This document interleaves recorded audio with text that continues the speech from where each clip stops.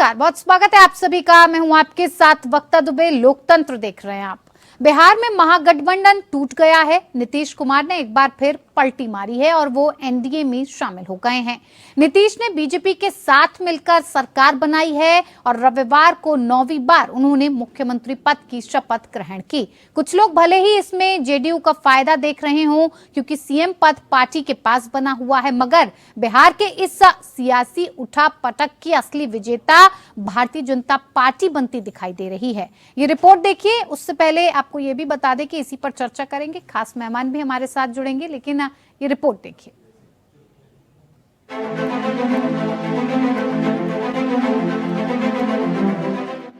बिहार में जेडीयू के साथ आते ही बीजेपी के लिए पूरा खेल बदल गया है। जेडीयू के साथ आने से बीजेपी को 2024 लोकसभा चुनाव में ज्यादा सीटें हासिल करने का मौका मिलेगा, ऐसा समझ आ रहा है। सिर्फ इतना ही नहीं, बल्कि राष्ट्रीय स्तर पर बीजेपी के नेतृत्व वाले एनडीए ने विपक्ष के बनाए इंडिया गठबंधन को भी इस तरह बड़ा झटका दिया है। सवाल ये भी उठता है कि आखिर बिहार में बीजेपी के लिए नीतीश कुमार इतना ज्यादा जरूरी क्यों है? बीजेपी उन्हें बार बार मौका क्यों देती है? दरअसल नीतीश का आना बीजेपी के लिए इसलिए भी फायदेमंद है क्योंकि लोकसभा चुनाव से ठीक पहले वो एक और राज्य में सरकार में आ गई है। इससे न सिर्फ उसकी छवि सुधरी बल्कि उसके जीतने के चांसेस भी बढ़ गए हैं। बिहार में लोकसभा की 40 सीटें हैं जिन पर बीजेपी की निगाहें हैं। अगर पिछले 3 लोकसभा चुनाव के नतीजों पर निगाह डालें तो साफ है कि जब जब बीजेपी और जेडीयू ने मिलकर चुनाव लड़ा तब तब पार्टी ने अच्छा प्रदर्शन किया। बीजेपी के साथ मिलकर चुनाव लड़ने पर बीजेपी को पिछली बार 39 सीटें मिली थी। नीतीश के साथ बीजेपी का चुनावी कन्वर्जन भी बहुत अच्छा है। नीतीश के एनडीए में आते ही बीजेपी को लोकसभा चुनाव के तौर पर बड़ा फायदा मिलने वाला है। भले ही हिंदी पट्टी के राज्यों में बीजेपी अच्छी स्थिति में है, लेकिन पार्टी कोई जोखिम नहीं लेना चाहती। नीतीश कुमार के साथ आने का सबसे महत्वपूर्ण पहलू ये होगा कि बीजेपी कांग्रेस के नेतृत्व वाले विपक्ष के इंडिया गठबंधन के बचे कुचे अवशेषों को भी ध्वस्त कर देगी। पश्चिम बंगाल और पंजाब में पहले से ही इंडिया गठबंधन में फूट पड़ गई है और अब नीतीश के जाने से इंडिया गठबंधन में एक ऐसी दरार पैदा हो गई है जिसे भरना मुश्किल दिखाई दे रहा है। इस बीच चुनावी रणनीतिकार और जन सुराज आंदोलन के संस्थापक प्रशांत किशोर ने बिहार में 9वीं बार सीएम बने नीतीश कुमार को लेकर बड़ा दावा किया। उन्होंने कहा कि बिहार में बना जेडीयू बीजेपी का गठबंधन ज्यादा दिन नहीं टिकेगा।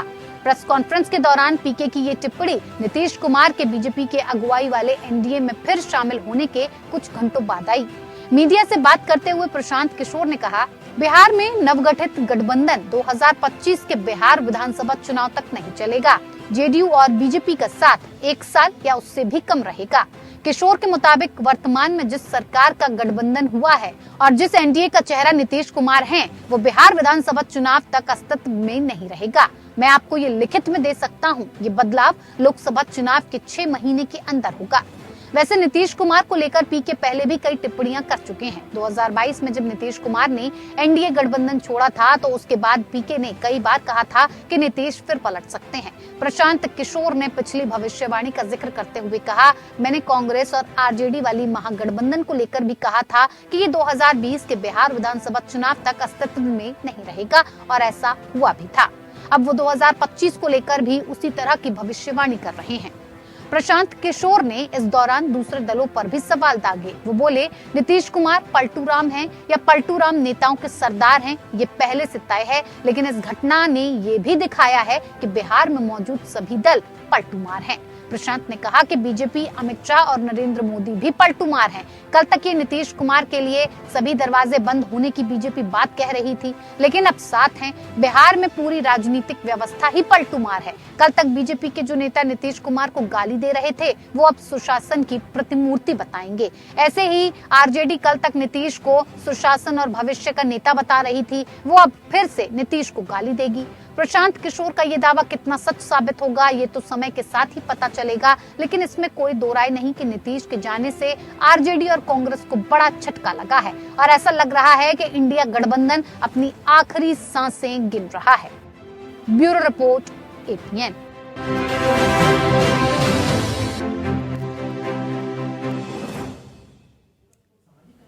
तो बिहार में जिस तरह से सियासी उठापटक दिखाई दी, उसमें असली विजेता बीजेपी बनती दिखाई दी। ऐसे में सवाल लगातार इस बात को लेकर भी उठाया जा रहा है कि नीतीश कुमार बिहार में भारतीय जनता पार्टी के लिए इतना जरूरी क्यों हो गए हैं। क्यों बार बार भारतीय जनता पार्टी नीतीश कुमार के पलटी मारने पर भी उन्हें बार बार मौका देती है। आखिर भारतीय जनता पार्टी की इस मौके देने की वजह क्या है, इसी पर हम चर्चा करेंगे। चर्चा के लिए हमारे साथ खास मेहमान जुड़ चुके हैं, जिनसे मैं आपका परिचय करवा देती हूँ। अश्विनी शाही जी हैं, भारतीय जनता पार्टी के प्रवक्ता, हमारे साथ। बहुत स्वागत है आपका शाही जी। सुधा मिश्रा, कांग्रेस की प्रवक्ता है, हमारे साथ। आपका भी बहुत स्वागत है सुधा जी। डॉक्टर विनय भरत, जेडीयू के प्रवक्ता, हमारे साथ जुड़े हैं। आपका भी बहुत स्वागत है सरकारी क्रम में। प्रोफेसर अनवर पाशा, आरजेडी के प्रवक्ता, हमारे साथ जुड़ गए। आपका भी बहुत स्वागत है। और कुछ ही देर बाद हमारे साथ जुड़ेंगे डॉक्टर नीरज जैन, जो कि राजनीतिक विश्लेषक के तौर पर हमें ये समझाएंगे कि आखिर बिहार की सियासत में इतनी उलटफेर के पीछे कारण क्या माना जाए और इसका सबसे ज्यादा फायदा किसे पहुंचा और सबसे ज्यादा नुकसान किसको हुआ। क्योंकि जो 2024 के लोकसभा चुनाव है, कहीं ना कहीं उसे देखते हुए इसे बहुत महत्वपूर्ण कदम बताया जा रहा है। शुरुआत अश्विनी शाही जी मैं आप ही से करूंगी। लगातार विपक्षी दल इस बात का आरोप लगा रहे हैं कि बार बार ये समझने की कोशिश की जा रही है कि नीतीश कुमार बार बार इधर से उधर पाला बदलते रहते हैं, लेकिन भारतीय जनता पार्टी की ऐसी क्या मजबूरी है कि बिहार में आगे बढ़ने के लिए नीतीश कुमार का साथ जरूरी है। नीतीश कुमार की इतनी जरूरत क्यों है कि बार बार भारतीय जनता पार्टी मौका देती है। वक्ता जी, देखिए, भारतीय जनता पार्टी एक राजनीतिक दल है और एनडीए ही ऐसा एक संगठन है जो आज तक 25 सालों से जिंदा है। यूपीए बना, विसर्जन हो गया, इंडी अलायंस बना, उसमें आई खिसक गया, वो पता नहीं क्या क्या। राहुल गांधी जी जब से शुरू किए तो मुरली देवड़ा साहब के बेटे चले गए और वो उसके बाद ममता बनर्जी जी ने कुछ अपना धक्का दे दिया वहां से, फिर यहाँ पर नीतीश जी चले गए। तो वो तो टूट फूट का ऑर्गेनाइजेशन है। हम लोग 2014 में भी अपने बलबूते पर हम सत्ता में आए, मगर संगठन के साथियों को साथ में लेकर चले। 2019 में भी पूर्ण बहुमत में आए 300 से ऊपर, और संगठन के साथियों को हम लेकर चल रहे हैं। और अभी भी हमारा 38 दलों का एनडीए का एक संगठन है, उसमें माननीय नीतीश जी आए। नीतीश जी के आने पर निसंदेह मजबूती मिलेगी भारतीय जनता पार्टी को बिहार में। और हम राजनीतिक दल हैं तो हम हर जगह मजबूत होना चाहेंगे, क्योंकि हम देख रहे हैं इंडिया नाम का एक गठबंधन बना। हम लोग इंडिया अलायंस कहते हैं क्योंकि आखिरी ए का मतलब अलायंस ही होता है। उसमें जितने लोग आए वो सारे भ्रष्टाचारी अपने आप को बचाने के लिए एक संगठन बनाए, और उसके लिए कोई अपने दल का अस्तित्व बचा रहा था, कोई अपना व्यक्तिगत अस्तित्व बचा रहा था। ठीक है। नीतीश जी एक ऐसे व्यक्ति थे जिनके ऊपर भ्रष्टाचार का कोई आरोप नहीं है, मगर अब जब आपकी पार्टी में आ गए तो कोई आरोप नहीं है अश्विनी जी। नहीं, यही तो आरोप बार बार लगते हैं, पार्टी कहती रहती है। वक्ता जी, मैं हमारी बात बस थोड़ा देर में पूरा हो जाएगा। ठीक है।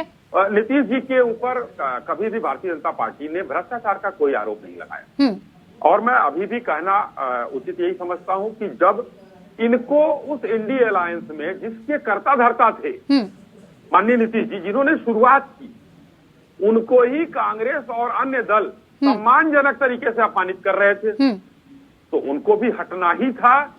और भारतीय जनता पार्टी के वो पुराने सहयोगी थे, तो उनकी घर वापसी हो गई। इसमें किसी को दिक्कत नहीं होनी चाहिए। नहीं, दिक्कत तो आप ही को थी सर, दिक्कत तो आप ही को थी। भारतीय जनता पार्टी लगातार इस बात को दोहरा रही थी, हमारे दरवाजे नीतीश कुमार के लिए बंद, ऐसे इंसान के लिए बंद जो बार बार पलटी मारता है। दिक्कत तो भारतीय जनता पार्टी को थी, फिर अचानक से इतनी मजबूत दोस्ती कैसे हो गई सर?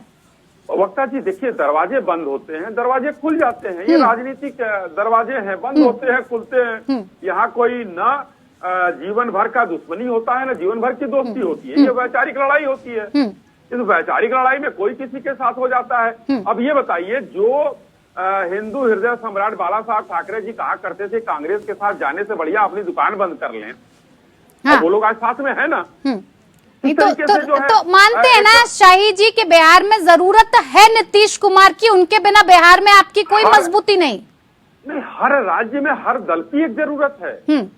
भारतीय जनता पार्टी एक अकेली पार्टी है जो पूरे देश में इस समय फैली हुई है, जिसका ऑर्गेनाइजेशन सबसे बड़ा है।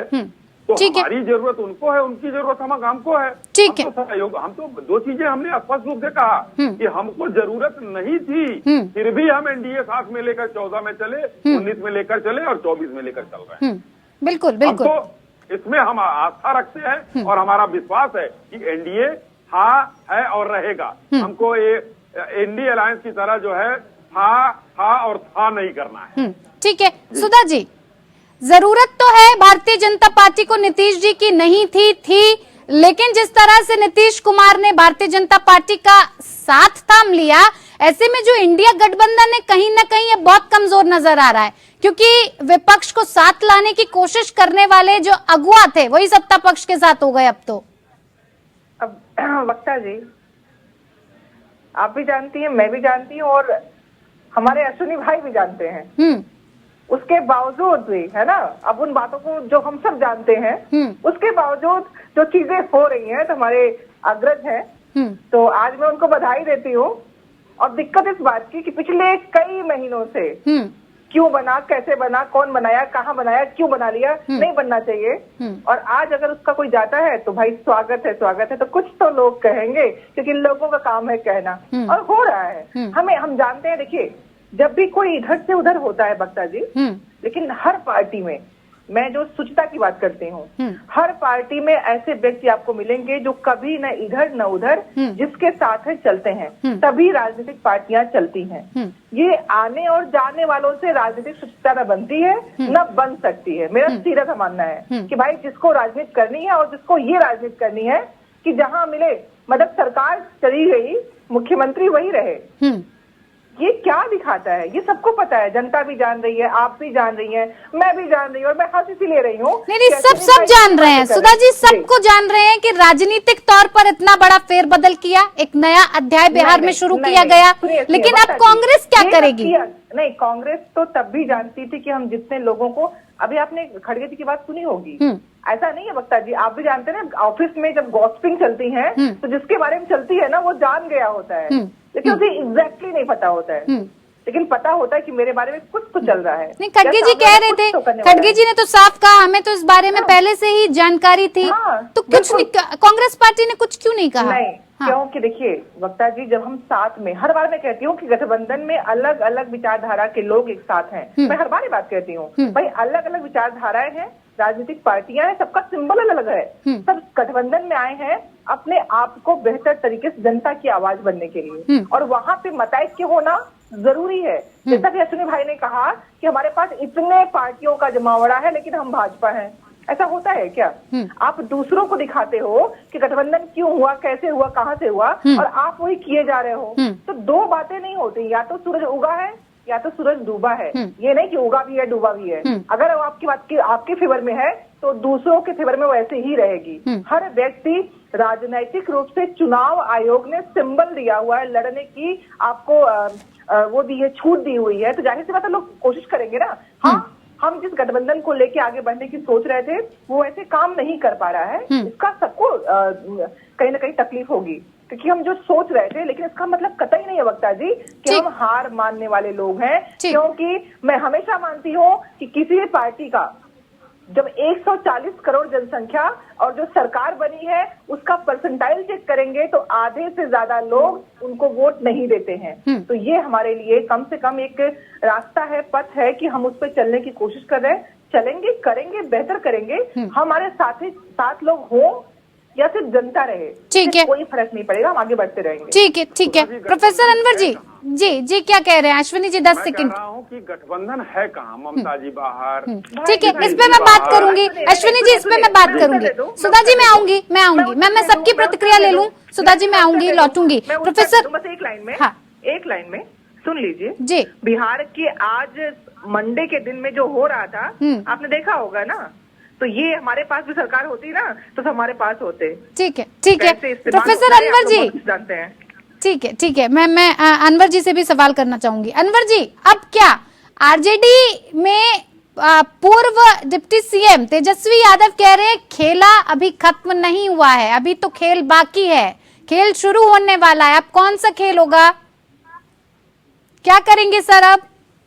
जी वक्ता जी, इससे पहले कि मैं इस पे बात करूं, जी। जरा ये कह देना चाहता हूं कि बिहार में नीतीश जी मजबूरी बन गए भारतीय जनता पार्टी के। असल में भारतीय जनता पार्टी ने अपना एक इंटरनल सर्वे कराया था बिहार में, और अभी 1 महीने पहले उस सर्वे की रिपोर्ट आई थी, जिसमें इंटरनल सर्वे की रिपोर्ट ये थी कि इस दफा जो परिस्थितियां हैं बिहार की, बिहार में जो इस तरह से सोशल जस्टिस या सामाजिक न्याय की जो एक हवा पड़ी है, जिससे जातीय जनगणना कराया गया है और जिस तरह से आरक्षण की सीमा बढ़ाकर के 75% किया गया है, और जिस तरह से युवाओं को नौकरी दी जा रही है, बेरोजगारी को जिस तरह से खत्म करने की, बेरोजगारी के उन्मूलन के लिए जो अभियान श्री तेजस्वी यादव जी ने और उस वक्त हमारे चीफ मिनिस्टर नीतीश कुमार जी ने मिलकर किया था, उससे जो प्रेजेंट बनी है, जो माहौल बिहार में बना है, वो माहौल जो है वो भारतीय जनता पार्टी के लिए बहुत भयावह माहौल। और उस रिपोर्ट में ये कहा गया, जो इंटरनल सर्वे की रिपोर्ट थी, उसमें ये कहा गया था कि इस दफा लोकसभा के इलेक्शन में भारतीय जनता पार्टी को भारी नुकसान होगा और 15, 17, 18 से ज्यादा सीटें भारतीय जनता पार्टी को या उनके जो घटक नहीं आई। इस 39 सीट, 40 से 39 सीट भारतीय जनता पार्टी और उनके घटक दल के पास। तो ये परिस्थिति थी जिसकी वजह से आज वो दावा करने वाले लोग जो 400 प्लस का दावा कर रहे हैं, उनके पैरों के नीचे से सियासी जमीन खिसकती हुई नजर आ रही है 2024 के पार्लियामेंट इलेक्शन। इसके कारण उन्होंने ये सारा जो तोड़ फोड़ की जो इंजीनियरिंग है वो उन्होंने, और नीतीश जी को उन्होंने एक कमजोर कड़ी। लेकिन जेडीयू तो साफ कह रही है ना पाशा जी कि काम ही नहीं करने दे रहे थे आप, तो इतनी दखल अंदाजी हो रही थी गठबंधन में रहने के बाद कि वो विकास की बात करते थे, आप किसी और चीज की बात करते थे, काम नहीं हो पा रहा था। वक्त का अंदाजा इस बात का लगा सकती है कि बिहार की क्यों काम कर रही थी और क्यों नहीं करने दिया जा रहा था। इसका अंदाजा इससे लगाइए कि बिहार में पिछले 18 साल से 17 साल उन्होंने भारतीय जनता पार्टी के साथ मिलकर के हुकूमत चलाई, लेकिन उस 17 साल में आप देखेंगे कि जो काम नहीं हुआ वो काम 17 महीने में हुआ। 19 अगस्त 2022 गवर्नमेंट आई थी और जाहिर है कि हमारी गठबंधन की सरकार बनी, तो जो संकल्प लिया श्री तेजस्वी प्रसाद यादव जी ने कि हम रोजगार देंगे और 10 लाख का टारगेट सेट किया कि हम 2 साल के अंदर 10 लाख से ज्यादा युवाओं को रोजगार देंगे। इसी बीच सामाजिक न्याय के हवाले से उन्होंने बहुत ऐतिहासिक कदम उठाया, जिसका पूरे देश में सराहना हो रही है, पूरे देश में डिमांड हो रही है कि सामाजिक न्याय के जातिगत जनगणना हो और जो जातियां पिछड़ी हुई हैं, जो वंचित हैं, जिनको उनका अधिकार नहीं मिला है, उनको अधिकार दिया जाए। ये जो कदम उठाया गया बिहार में, ये पिछले 17 महीने की सरकार में तो उठाया गया और बहुत सुचारू रूप से, बहुत ही सक्सेसफुली। ठीक है, चलिए इसका जवाब भरत जी से ही ले लेते हैं कि आखिर वजह क्या हुई कि भारतीय जनता पार्टी का एनडीए का रुख करना पड़ा। विनय भरत जी, आवाज आप तक पहुंच पा रही है? जी, आप ही इस बात को क्लियर कर दीजिए सर, आखिर वजह क्या रही भारतीय जनता पार्टी के साथ एक बार फिर से गठबंधन करने की? क्योंकि आप आरोप लगा रहे हैं कि आरजेडी ने काम नहीं करने दिया, दखल अंदाजी इतनी की कि जिस तरह से विकास होना चाहिए था वो काम आप नहीं कर पा रहे थे, बहुत तकलीफ हो रही थी। लेकिन आरजेडी कह रही है कि जितना काम 17 साल में नीतीश कुमार ने नहीं कर पाया, उतना हमारे साथ गठबंधन में रहकर किया गया। या राजनीतिक फायदा लेने के लिए आप पहुंच गए एनडीए के साथ? जी, सबसे पहले ये मैं बता दूं कि नीतीश कुमार वो पारस के पत्थर हैं जिनको छुएंगे सोना बन जाता है। सवाल ये है कि जब से आप देखेंगे अभी तक इतने लंबे कार्यकाल में रहते हुए भी जो इनका सबसे बड़ा यूएसपी है कि कभी भी कोई करप्शन के चार्जेस नहीं है, नंबर 1। नंबर 2, जो विकास पुरुष के रूप में इनको कभी कहा जाता था, और विकास पुरुष अगर माना जाए तो भारतीय राजनीति में विकास पुरुष के तौर पे नीतीश कुमार ही नजर आते हैं, क्योंकि आज इनके ही नेतृत्व में बिहार जो जिस तरीके का गौरव प्राप्त किया है जीडीपी के मामले में, रोजगार के मामले में, सारे तमाम इशू पे। सबसे बड़ी चीज है कि ये बाकी पार्टियों के लिए हमसे ज्यादा इंट्रोस्पेक्शन की जरूरत यूपीए के खेमे पे है। जो इंडिया जो टीम हमारी बनी थी वो उनको इंट्रोस्पेक्शन, खास करके इंडियन नेशनल कांग्रेस को इंट्रोस्पेक्शन करने की जरूरत है, क्योंकि कई सारी चीजें ऐसी कोशिश, तो ये बात तय है, आप भी जानते हैं, सारे हिंदुस्तान जानता है कि नीतीश जी ने एक कोशिश की थी अपने ढंग से, और एक देश को दिशा देने का सबका अपना एक प्रोजेक्शन होता है, सबके पास अपना एक ब्लूप्रिंट होता है। उस ब्लूप्रिंट पे उन्होंने कोशिश किया था कि बिहार में तो प्रोग्रेस हो गया, अब थोड़े हिंदुस्तान को एक दिशा दी जाए, लेकिन उसमें कहीं न कहीं जो डेवलपमेंट का जो रास्ता है उसके अगर हृदय में ऊपर नीचे अगर कुछ होता है तो उससे वो पहले भी नहीं समझौते किए हैं, आगे भी आज भी समझौते नहीं किए और शायद आगे भी नहीं करेंगे।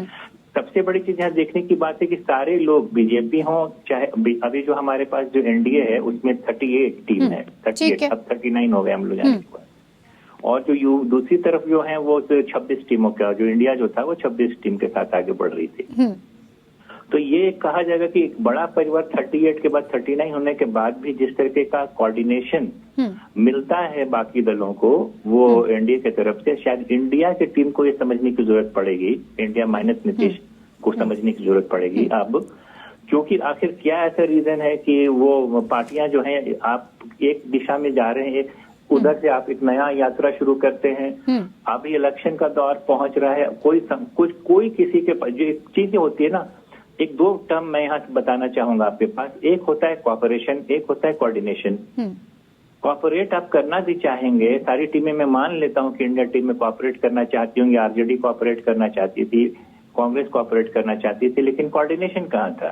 ठीक है। जो संयोजक बनने की बात है, अभी ऊपर में वो दिल्ली में जाते हैं, एक आती हैं उधर से वो कह देती है कि भाई ममता जी, एक का नाम ममता जी ने सुझाव दे दिया, यानी कि संयोजक ना बनने की कसक कहीं ना कहीं रह गई। नहीं, कसक की बात मैं नहीं कर रहा हूँ, मैं कह रहा हूँ कि नीतीश जी ने प्रयास किया, लेकिन डेवलपमेंट के मामले, और नीतीश कभी भी इधर उधर देखने वाले लोग नहीं है, हम लोग सिर्फ बिहार के डेवलपमेंट को देखा है, जनता को देखते हैं। ठीक है विनय जी, मैं आपके पास लौटूंगी क्योंकि अनवर पाशा जी से जवाब ले लीजिए प्लीज मैम, प्लीज। मैं फोन पे दिख नहीं रहा। ठीक है।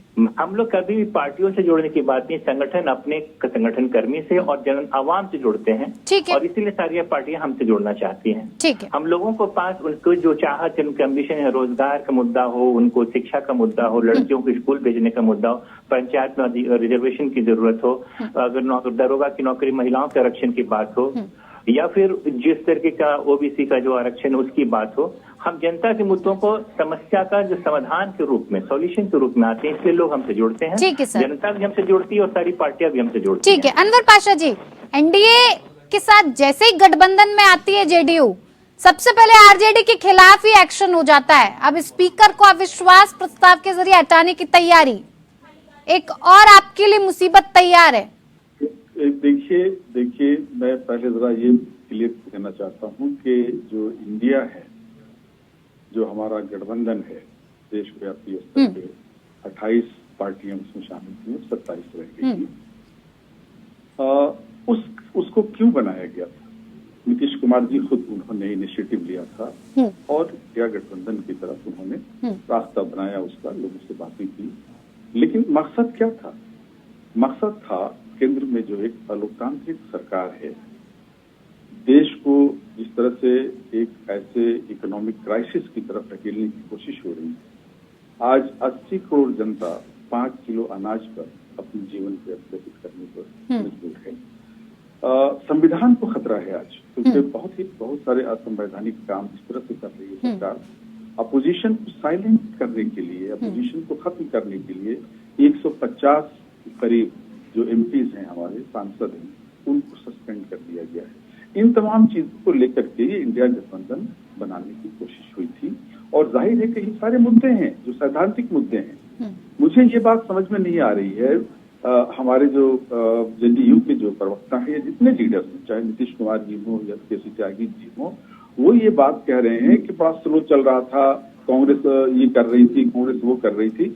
अरे भाई, ये सब कमियां थी, लेकिन इस कमियों के बावजूद क्या मजबूरी ऐसी थी कि जिनके खिलाफ आप खड़े थे, जिन मुद्दों को लेकर के आप सैद्धांतिक रूप से लड़ना चाह रहे थे, उन्हीं के साथ जाकर के आप खड़े हो गए। ये कौन सी ऐसी मजबूरी आ गई? ये कौन सिद्धांत, किस तरह का सिद्धांत है? ये कौन सी, ये आपको दिखाता है कि आप सिर्फ अपने किसी खास तरह के स्वार्थ के लिए वो सब कुछ कर रहे थे।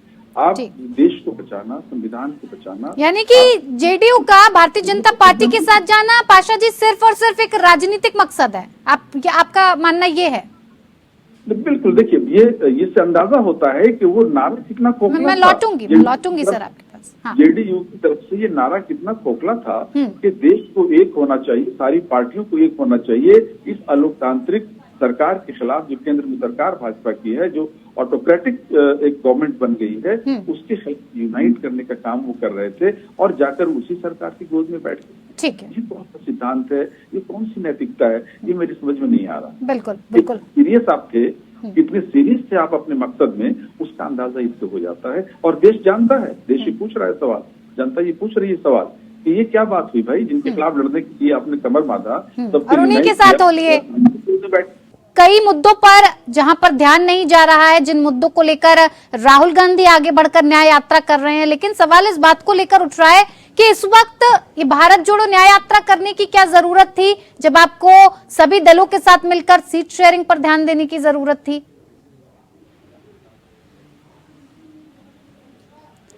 सुधा जी, आप तक आवाज आ रही है?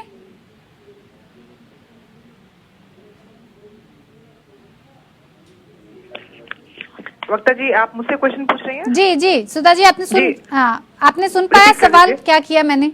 रिपीट कर दीजिए प्लीज। जी नहीं, मैं कह रही हूँ कि लगातार विपक्षी दल इस बात से नाराज नजर आए, चाहे वो ममता बनर्जी हो, केजरीवाल हो, फिर जेडीयू हो। जेडीयू ने तो अपना रास्ता ही बदल लिया। बाकी के जो दल आपके साथ आए थे, इंडिया गठबंधन, इस बात को लेकर बनाया गया था कि जिस जैसे भी हो भारतीय जनता पार्टी को सत्ता से उखाड़ फेंकना है। लेकिन आपकी धीमी गति की वजह से कहीं ना कहीं ये सारी चीजें सामने आ रही हैं। जिस वक्त राहुल गांधी को यात्रा छोड़कर सीट फॉर्मूले पर ध्यान देना चाहिए, वो न्याय यात्रा कर रहे हैं। वक्ता जी, आपने राहुल जी की यात्रा में जुटने वाली भीड़ और युवाओं का उत्साह देखा होगा। हाँ। अगर देखा होगा तो आप ऐसे प्रश्न नहीं करती, क्योंकि इनका जो प्रोपेगेंडा है वो तो कहेगा ही कहेगा। क्योंकि जब आप गलती कर रहे होते हैं ना, तो आपको किसी पे दोष डालना होता है। तो भाई, बीजेपी ने जिसको मना किया था दरवाजे बंद रहेंगे, उसको ले रही है। जिसने गठबंधन की नींव डाली थी, जो बातें शुरू हुई थी, वो हट गया, क्योंकि वहां पे उनको अपना पाला चेंज करना था, और वो पाला चेंज करते रहते हैं। तो अब दोष तो किसी पे डालना पड़ेगा ना भाई, अपने आप को दिखाने के लिए। तो अब क्या मिलेगा, चूंकि जो यात्रा हमारे राहुल जी की है, जो जनता से सीधा संवाद है, और जो 5 न्याय की बात की जा रही है, वो संवैधानिक बात है, जो संविधान की प्रस्तावना से लिखी गई है। और संविधान इस देश की वो आत्मा है जिससे हर जनता का, हर लोग का जुड़ाव है। तो जाहिर सी बात, डर तो इसी बात का है ना, सबको डर इसी बात का है कि कहीं जो छवि राहुल जी की है, जो एक ईमानदार नेता की है, जो अपने में आज भी कोई भी नेता हो जो सड़क पे जाने की हिम्मत और हिमाकत कर पाए, नहीं कर पाएंगे। दूसरों की हंसी उड़ाना, मजाक उड़ाना, उनके बारे में कुछ भी प्रलाप कर देना बड़ा आसान काम होता है कि किसी में दोष निकाल दीजिए। लेकिन किसी के अच्छे कामों का आप कुछ अच्छा कह पाए, ये बहुत कम लोगों में होता है। मैं तो आज भी डिबेट में बैठती हूँ, बोलती हूँ हाँ, जो अच्छे काम है सरकार के, उसकी मैं सराहना करती हूँ, इतनी हिम्मत होनी चाहिए। लेकिन जो कार्य सराहनीय नहीं है, उनके बारे में सच बोलने की हिम्मत भी होनी चाहिए। राहुल गांधी जी जो कर रहे हैं वो युवाओं के लिए प्रेरणा है, और जो डर लोगों का है वो अनर्गल चीजें हो रही है, जानबूझ के संगठन मजबूत ना हो उसके लिए यथावत प्रयास किए जा रहे हैं। वक्ता जी, कोई नई चीज नहीं है ये जानबूझ के गठबंधन, जब से गठबंधन बना, आपने शायद किसी डिबेट में न सुना हो कि भाजपा के कोई भी प्रवक्ता भाई बैठे हो, उन्होंने बुराई न की हो। अगर डर न होता तो नाम क्यों लेते? अगर डर न होता, हर बात में राहुल जी क्यों आते हैं, गठबंधन क्यों आता है, कांग्रेस क्यों आती है? क्योंकि भय है इनको। लेकिन गठबंधन के दल भी तो आपके रवैये पर सवाल उठा रहे हैं ना। क्या बात हो गई ऐसी कि ममता बनर्जी उखड़ गई? अखिलेश जी ने साफ कह दिया 11 सीटें देंगे। मैं आ जाऊं जी। ये जितनों का आपने नाम लिया, ये अपने अपने राज्यों में बहुत स्टेबल लोग हैं। हाँ। ठीक है। और जब किसी और का वो औरा बढ़ता है तो अपनी भी, तो जब मैं कहती हूँ गठबंधन है तो राजनीतिक रूप से अलग अलग विचारधाराओं के लोग हैं, तो पहले अपने आप को प्रेफरेंस देंगे। और आज राजनीति में एक दूसरे की प्रेफरेंस को छोड़ के इस देश के हालात पे चर्चा करने की बात है, वो नहीं आ पा रहा है। मैं हमेशा सीधा कहती हूँ कि अगर आप उससे ऊपर नहीं उठेंगे स्वार्थ से, तो जाहिर सी बात है जो बिहार में हुआ है वो स्वार्थ के कारण हो रहा है। अगर स्वार्थ से ऊपर उठ के राजनीति की जाती, जिसके लिए भारत रत्न लिए जा रहे हैं, अगर उनके नाम का 1% भी यूज किया गया होता ना, कर्पूरी ठाकुर जी का, यानी कि सुधा जी सारे दल स्वार्थी हैं, सबके आदर्श है, सारे दल स्वार्थी हैं। नहीं सुनिए मेरी बात सुन लीजिए। कर्पूरी ठाकुर जी का आदर्श 1% कोई ले लेता, जिस समाजवाद की वो बात कर रहे थे, तो ये कर में ये चीजें की ही न जाती। जिस कर्पूरी ठाकुर के बारे में स्लोगन याद कर लीजिए, जाके पढ़ लीजिए, जो भाजपाई बोलते थे, मैं उसको मंच पे बोल नहीं सकती हूँ, जो उनके बारे में स्लोगन बोला थे कि ये अक्षर कहाँ से आई, डॉट डॉट डॉट आगे बोलते थे, पढ़ लीजिएगा, मुझे बताने की जरूरत नहीं है।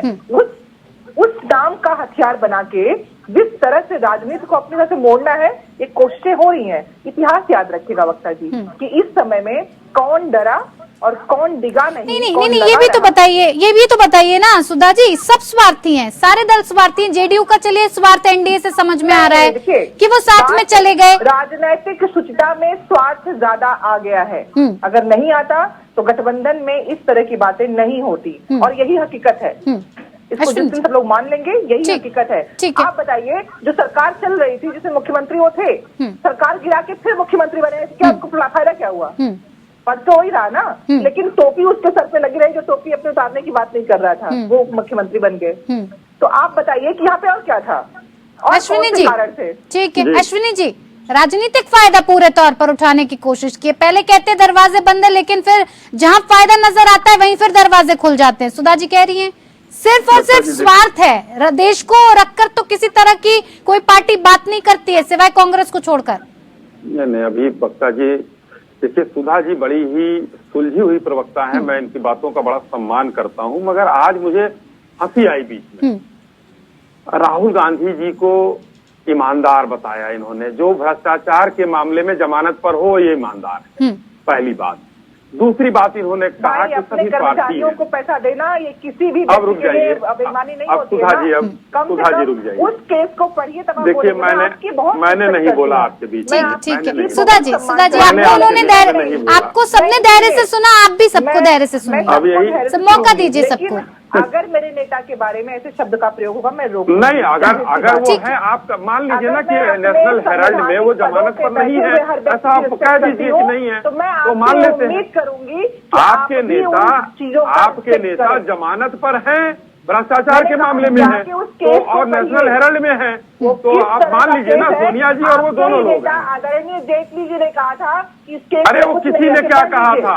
अश्विनी जी आज जो है वो उसकी बात करिए, जमानत पर है सुधा जी, उसकी बात हम लोग करते हैं। चलिए अब तीसरी बात आ जाइए। अभी इन्होंने कहा, देखिए अभी सुधा जी तो आप ठीक है अश्विनी जी बात को रखिए। मैं दूसरा इन्होंने कहा कि आज सभी स्वार्थी प्रहार नहीं करते हैं, सभी स्वार्थी हैं, और सभी स्वार्थी होने के नाते सब लोग जो है अपना अपना, जहां पर जिस राज्य में जो मजबूर है वो वहां पर अपना काम करेगा। तो भाई गठबंधन किस चीज का बना है? यही अंतर है वक्ता जी एनडीए में और इंडिया अलायंस में, कि हम लोग एनडीए ने 303 सीट होने मैं सुधा जी आऊंगी, सुधा जी बीच में नहीं, 1 मिनट सुनने दीजिए, बाकी के लोगों को भी समझ आए कि क्या चर्चा है। 303 सीट होने के बाद हम लोगों ने एनडीए अलायंस को अपने मंत्रिमंडल में रखा, और यहाँ पर जितने स्वार्थी थे, ममता जी बंगाल में कांग्रेस को आईना दिखा देती है, जेडीयू ने बिहार में दिखा दिया, पंजाब में भगवंत मान जी ने दिखा दिया, अरविंद केजरीवाल जी ने हरियाणा और पंजाब में दिखा दिया, संजय राउत ने महाराष्ट्र में दिखा दिया, और सबके लिए कांग्रेस अछूत हो चुकी है। कांग्रेस अछूत होने के कारण आज जो भी पनौती है कांग्रेस के नेता राहुल गांधी है, राहुल गांधी को कोई गंभीरता से नहीं लेना चाहता, और इस वजह से आज देश की खराब हुई है। ठीक है नीरज जैन जी हमारे साथ जुड़े हुए हैं राजनीतिक विश्लेषक के तौर पर। नीरज जी आपको क्या लग रहा है इस पूरे मसले को देखकर? नीरज जी आपको क्या लग रहा है कि क्या राजनीतिक लाभ लेने की वजह से एनडीए और जेडीयू साथ रहे? क्या भारतीय जनता पार्टी की कोई मजबूरी रही जो बिहार में एक बार फिर से नीतीश कुमार का हाथ थामना पड़ा? देखिए वक्ता जी, सीधी बात है, ये बात मेरी समझ में नहीं आ रही, सबको समझ में आनी चाहिए कि हम किसी को कभी गाली देते रहे। जो माननीय नीतीश जी पूरा बराबर भाजपा को गाली देता रहा। आज भाजपा की कौन सी मजबूरी हो गई कि उनके साथ जो गलबैया कर रहे हैं, नीतीश कुमार को ले लिया, और ये कितने तक टिकेंगे कि इसकी क्या गारंटी है? लोकसभा चुनाव की अधिसूचना जारी होने से पहले क्या दोबारा नीतीश कुमार पलट तो नहीं जाएंगे? देखिए बहुत ऐसी चीजें हैं जिनको देखा, और स्वास्थ्य जो है कितने स्तर पर गिर के जाएगा वो शायद किसी ने कल्पना नहीं की। जी बिल्कुल नीरज जी। विनय जी देखिए, इस बात को लेकर भी सवाल उठ रहे हैं, पीके हैं जो जेडीयू बीजेपी के गठबंधन को ज्यादा दिन टिकने की बात कह रहे हैं, प्रशांत किशोर हैं राजनीतिक बोल रहे हैं कि ये जो गठबंधन है ये ज्यादा नहीं टिकेगा। विनय जी जी वो क्या वही प्रशांत किशोर है जो कभी जेडीयू में भी हुआ करते थे?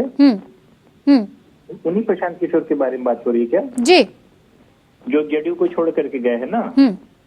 जी तो खुद ही छोड़ के चले गए। एनीवे, मैं ये कहना चाहता हूँ कि ये जो स्वार्थ की राजनीति की बात कर रहे हैं, अभी कांग्रेस की प्रवक्ता थी, हिंदुस्तान में मैं किसी को दोषारोपण नहीं देना चाहता हूँ आपको फिर से। खैर मैं पीवी नरसिम्हा राव की भी बात नहीं करना चाहता हूँ, जो शायद हिंदुस्तान के पहले प्राइम मिनिस्टर थे, जो पद पर रहते हुए कन्विक्शन में सजा हुई उनको ब्राइबरी केस में। एनीवे, मैं उस पर नहीं जाना चाहता हूँ। मेरा ये कहना है कि इस पूरी कवायद को जो थी नीतीश, ये इंट्रोस्पेक्शन कांग्रेस नहीं, अभी जो बात उठ रही थी ना एनडीए और इंडिया में अंतर क्या है। एक बहुत बड़ा परिवार जो 38 फैमिली का परिवार है, 39 फैमिली का परिवार बनता है, वहां पर कहीं न कहीं ये जो जितनी रीजनल पार्टी जो एग्जिस्टेंस पर आती है, अगर आप पीछे जाती हैं तो पन्ना खुलेगा 1990 के बाद का। यानी कि केंद्र सरकार जहां थी, जो कांग्रेस नेत सरकार थी, वहां से वो जो एक कॉलोनी बनाने की जो सिस्टम थी, वहां से लोग थक चुके थे, तो बाकी रीजनल पार्टियों का उद्भव होता है सेंट्रल गवर्नमेंट के अपोजिशन में। और आप देखेंगे कि सारी जगह केरल से लेकर के बिहार और उत्तर प्रदेश सब तरफ रीजनल पार्टीज काबिज होती हैं सत्ता पे। अब जब वो आते हैं और अपने जन सरोकार से जुड़ते हैं और जुड़ते चले जाते हैं, जड़ तक चले जाते हैं, तो रीजनल पार्टी अपने अपने जगहों पर मजबूत हो जाती हैं। इसका अच्छा नतीजा ये होता है कि अपने अपने स्तर पर लोग काम भी करते हैं, परफॉर्मेंस का उनके ऊपर प्रेशर भी बनता है। अब सवाल ये है कि नीतीश जी के बारे में, चूंकि मैं उनसे ही जुड़ा हुआ हूँ और उनसे ही बात कर रहा इतने दिनों रहने के बाद भी आखिर एक दिन में तो जीडीपी आपका नंबर 1 पे नहीं पहुंच सकता है। लगातार उन्होंने डेवलपमेंट का काम किया, शिक्षा के क्षेत्र में वो काम करते चले गए, रोजगार के मामले में काम करते चले गए, कृषि के क्षेत्र में काम करते चले गए। आज पानी गांव-गांव तक पहुंच गया, सड़कें गांव-गांव तक पहुंच गई, बिजली पहले बोला गया तो बिहार में रहता नहीं, चलते चला गया।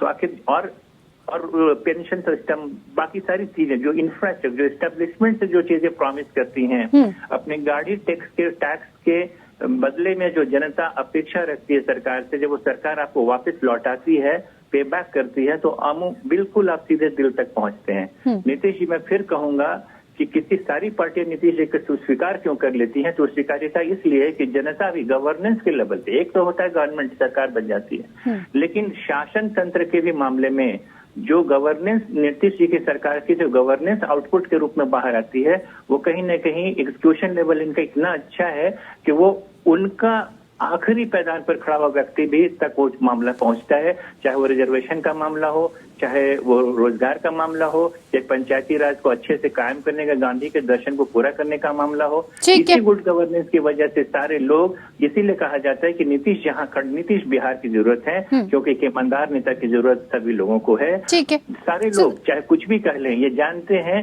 कि नीतीश के राजनीतिक चरित्र के ऊपर में और उनकी जो कार्य व्यवस्था के ऊपर में हम उंगली नहीं उठा सकते हैं। वो बिल्कुल ही बेदाग और बिल्कुल कांग्रेस तो कह रही है कि नीतीश कुमार जी आया राम गया राम वाली स्थिति के नेता हो गए हैं। आया राम गया राम कैसे आप कह सकते हैं? आप देख रहे हैं विपक्षी पार्टी लगातार कह रही है सर, कांग्रेस पार्टी इस बात को लगातार कह रही है। परिधि पर खड़े नहीं है, वो सत्ता के केंद्र में और उनके ही इर्द गिर्द पूरा मुंबई, दिल्ली और सारा कुछ। आप 23 जून से तो उन्होंने एक कवायद शुरू की थी, उसकी क्या हश्र, उसको तो इंट्रोस्पेक्शन करने की जरूरत है कांग्रेस के लोगों को। कि आखिर क्या, अब क्यों आप स्वार्थ की बात करें? बिना स्वार्थ के राहुल गांधी घूम रहे हैं। अरे राजनीतिक पुरुष हैं तो राजनीति का काम सारी पार्टियां करती हैं। राहुल गांधी भी राजनीति के पार्ट कर रही हैं, हम लोग भी राजनीति कर रहे हैं, बीजेपी भी राजनीति कर रही है, सारी पार्टियां राजनीति करने के लिए आ रही हैं। और राजनीति का अंतिम मकसद ये होता है कि गुड गवर्नेंस दी जाए। राजनीति का मतलब है समाज को अनुशासित किया जाए, इसलिए राजनीति जरूरी है। ठीक है। अब इसकी वजह में विकास का मामले में अगर बीच में आता है तो सुधा जी मैंने आपसे सवाल किया था कि विनय भरत जी कह रहे हैं कि क्या राहुल गांधी बिना स्वार्थ के ये यात्राओं पर यात्रा निकाल रहे हैं, इसमें उनका कोई स्वार्थ नहीं है? राजनीतिक पार्टियां तो राजनीति करने ही बैठी हैं। सुधा जी आवाज पहुंच पा रही है आप तक? जी आवाज आ रही है मेरी? जी आ रही है जी। वक्ता जी, अच्छी बात हुई कि विनय भाई मेरी बात पे आए, लेकिन उसके बाद जब वो बात आगे पहुंचाया उन्होंने, मैंने भी कहा था कि सारे क्षेत्रीय लोग हैं, जो क्षेत्रीय पार्टियां हैं, वो अपने आप को अपने राज्य में मजबूत स्थिति में कि अगर वो सबके साथ मिलकर जीतती हैं तो उनके पास ज्यादा हो, इसलिए वो कार्य करेंगे, सभी लोग करेंगे। आपने कहा राहुल गांधी जी क्या कर रहे हैं। राहुल गांधी जी इस देश के जनता से जुड़ने की पुरजोर कोशिश, मन की बात नहीं, तन धन के साथ सीधे लगे हुए हैं जनता से जुड़ने के लिए। मात्र वो नहीं कर रहे हैं कि बस ये कर लेना चाहिए, क्या हम कर सकते हैं, वो राहुल गांधी कर रहे हैं। जनता के साथ चलने की कोशिश कर रहे हैं। वो आवाज है कि हाँ, जब जनता जुड़ेगी तो राजनीतिक पार्टियां, चुनाव आयोग देती है उनको अधिकार चुनाव लड़ने का, और चुनाव लड़ने के बाद सत्ता में आने का। उस रास्ते पे, उस लोकतंत्र के रास्ते पे चलने की कोशिश कर रहे हैं। वहां पे किसी के साथ जुड़कर कि इसके साथ चले जाओ सरकार बन जाएगी, ऐसा कुछ नहीं कर रहे हैं। सड़क पे चल रहे हैं, और है किसी में हिम्मत तो दिखाए चल के सड़क पे जनता से जुड़े।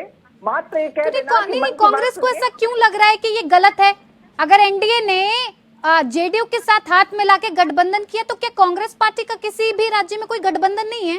नहीं, तो किसने कहा कि गलत है? मैंने तो नमन से नहीं कहा। तो आप ही ने तो कहा अभी कि इस तरह से सुनिए ना जी, वो जो दोष दिखा रहे हैं और जो बिहार में आज हो रहा है, अगर इतना ही सच में कार्रवाई की जरूरत थी वक्ता जी, तो आज कार्रवाई क्यों हो रही है? वो पहले ही हो रही होती। मतलब वो गए और कार्रवाइयां शुरू हो गई, और वो जाते ही सारी गलतियां दिखने लगी। भाई, अगर आप किसी के साथ हैं और वो गलत है तो उसके तो कार्रवाई पहले से हो रही है, आपकी जानकारी के लिए बता दूं, कार्रवाई पहले से लेकिन वो तेजी भाई, अश्विनी भाई, फिर मैंने कहूंगी कि आप भी जानते हैं, मैं भी जानती हूँ, वक्ता भी जानती है, कार्रवाई पहले से हो रही है, कार्रवाइयां कहाँ नहीं होती है सरकार। तो देखिए क्या है ना सुधा जी, जिस बात को लेकर हमेशा से एक संशय रहा कि इंडिया गठबंधन चुनाव आते आते बिखर जाएगा, ये टूट जाएगा, इसमें इतनी गांठें पड़ जाएंगी। रुकिए ना अश्विनी जी, बीच में नहीं सर, बीच में नहीं, मैं आऊंगी आपके पास। पिछले कई महीनों से इसी बात को लेकर चर्चा हो रही है, और कहीं ना कहीं कांग्रेस ने ये सच करके भी दिखा दिया। नहीं, जिनको डर था उन्होंने किया, और वो लगातार कर रहे हैं कि मजबूती होगी तो हारेंगे, यही ना, तो ये क्यों बदलेंगे? सुधा जी, चलिए एक पार्टी को दिक्कत हो सकती है, हर पार्टी को क्यों दिक्कत है? पंजाब में हो, हरियाणा में हो, पंजाब में हरियाणा में भी केजरीवाल को दिक्कत, उत्तर प्रदेश में सपा को दिक्कत, बंगाल में ममता बनर्जी को दिक्कत, हर जगह दिक्कत। नहीं, सुनिए, आप जिस चैनल पे हैं उस चैनल के हेड के बारे में कुछ बोलना सही शुरू कर दीजिए, जो सच में सही हो, और वो चाहते ना हो, फिर देखिए दिक्कत किसको होगी। सरकार को दिक्कत तो होगी ना, तो सरकार है, दिक्कत करवा के वो जानबूझ के ये प्रयास बन रहे हैं कि इस इंडिया गठबंधन जिससे इनको भय है, यानी कि जानबूझ के ये प्रयास करवाए जा रहे हैं, और सारे दल ये प्रयासों को करने के लिए अनुमति दे भी रहे हैं। भारतीय जनता अश्विनी शाही जी, वक्ता जी, कुछ तो है जो छुपाया जा रहा है। अश्विनी जी, क्या छुपाया जा रहा है? जवाब दे दीजिए सुधा जी का। अब देखिए, बंगाल में ममता जी भी हमारी बात मानकर जो है इनको वहां से भगा चुकी। पंजाब में अरविंद केजरीवाल जी, और उसके ऊपर एक नई चीज जो आपने नहीं बताया, वायनाड से सीपीआई कह रही है, कम्युनिस्ट वाले कह रहे हैं कि वायनाड से आप जाइए यहाँ से, वहाँ भी हम ही बता रहे हैं। अब राहुल जी की वहाँ भी कदर नहीं है, जेडीयू यहाँ चली गई, उधर संजय जो है वहाँ पर देने के लिए सीट तैयार नहीं, महाराष्ट्र में, वहाँ भी हम ही करा रहे हैं। भाई, अगर हम ही करा रहे हैं तो आप लोग संन्यास ले लीजिए, संन्यास ले लीजिए आप लोग, भाई संन्यास ले लीजिए आप लोग। राहुल गांधी जी को संन्यास ले लेना चाहिए। और मैं कहता हूँ कि जो ये अन्याय यात्रा कर रहे हैं, इस अन्याय यात्रा में उस अंकिता दत्ता को, जो आसाम की आपकी प्रभारी थी, युवा मोर्चा की अध्यक्ष थी महिला की, उनको भी न्याय देना चाहिए था। शोषण का तो वो सुधा जी कह रही है ना, ये सिर्फ आपकी साजिश है, सारे दलों को बिखेरने का काम आपने किया। पिछले 4 महीने से चिल्ला रहे हैं गठबंधन नहीं चलेगा, इसलिए नहीं चला, कह रही है सुधा जी। कहा, देखिए, हम चिल्ला रहे हैं, हम तो कहाँ कह रहे हैं, हम ये थोड़े हम तो जिस दिन 4 नेता चाय पी ले एक साथ बैठकर वक्ता जी, तो गठबंधन नहीं हो जाता है। 4 नेता चाय पी ले, उसी में 4 नाराज होकर चले जाए, 4 खुश हो रहे हैं, ये मतलब नहीं है। ये भ्रष्टाचारियों का एक गुट था जो अपना अस्तित्व बचाने के लिए एक जगह जुट रहा था।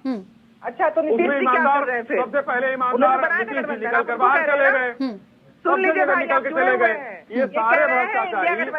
और भाई, तो आप देखिए ना, सबने तो कांग्रेस को दुत्कार दिया, ममता जी ने दुत्कार दिया। ठीक है, नीरज जी क्या लग रहा है, नीरज जी क्या लग रहा है कि ये कांग्रेस का रवैया रहा, जो एक साथ सारे गठबंधनों को, सारे दलों को, घटक दलों को एक छत के नीचे लाया जाता है, सारी कवायद की जाती है, फिर लगता है कि अब भारतीय जनता पार्टी को उखाड़ने के लिए एक मजबूत गठबंधन दिखाई दे रहा है, जिसके लिए लगातार कहा जा रहा था कि देश का भला होगा, युवाओं का भला होगा। कहीं से अब ये मजबूती नजर आ रही है नीरज जी? देखिए वक्ता जी, एक बात बहुत स्पष्ट है कि अगर ये गठबंधन इतना मजबूत नहीं होता तो इसके भय खा के इसको तोड़ने का प्रयास क्यों किया जाता है, जो बराबर हो रहा है। अभी और भी कुछ होगा, ये यहाँ पर नहीं रुकेगी। लेकिन एक चीज याद रखिए, 4 दिन की चांदनी फिर अंधेरी रात, ये 9 डेज वंडर। और इसमें ये कहना, अभी हमारे तो छोटे भाई हैं, बहुत अच्छा लगता है, शाही भी बोलते हैं और अच्छे हैं, ज्ञानी व्यक्ति हैं। एक चीज बताइए, जिस व्यक्ति ने खुद ही इनिशिएटिव लेके गठबंधन बनाया है, हाँ। और वो स्वयं निकल के जाता है, तो इसका मतलब कि अभी जो कह रहे थे गठबंधन नहीं है, हाँ। ये 4 लोग चाय पीते तो गठबंधन नहीं बनता है, तो फिर एकदम से कैसे ये बाहर खड़ा हो गया? आखिर ऐसा कौन सा डर सता रहा था कि जेडीयू को? सर, लेकिन ये बात तो मुझे भी नहीं समझ में आ रही है ना कि आखिर गठबंधनों को तोड़ने का प्रयास किया जाए और गठबंधन टूट भी जाए।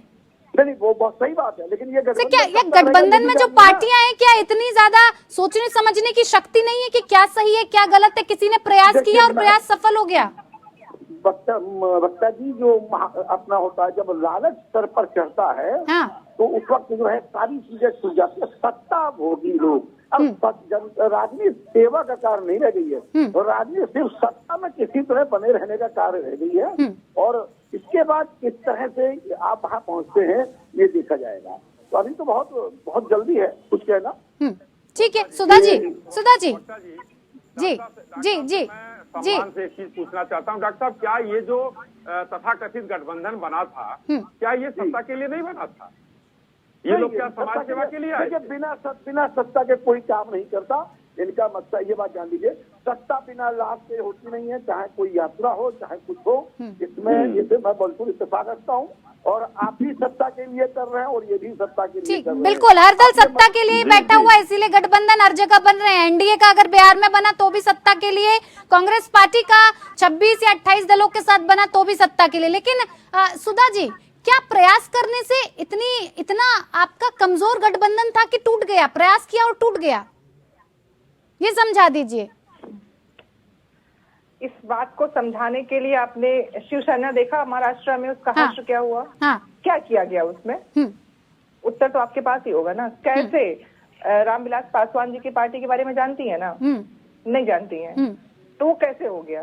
कुछ कैसे का प्रश्न का उत्तर वही व्यक्ति दे सकता है ना जो उसका भुक्तभोगी होता है। तो ये भुक्तभोगी जितने लोग हैं उनसे आप पूछेंगे तो इसका उत्तर जरूर मिलेगा। और मैं जब मैं जो बात कह रही हूँ, यहाँ पे जितने लोग जिस पार्टी से, अगर अश्विनी भाई जी बीजेपी में है, इनकी सरकार हो न हो और ये बीजेपी में बने हुए हैं, इसका मतलब ये स्वार्थ वजह भले ही हो इनके पार्टी में होने की, सेवा भाव भले ही हो, लेकिन अपने पार्टी को नहीं छोड़ रहे हैं, इसका मतलब इनकी जो कटिबद्धता है अपनी पार्टी के लिए है।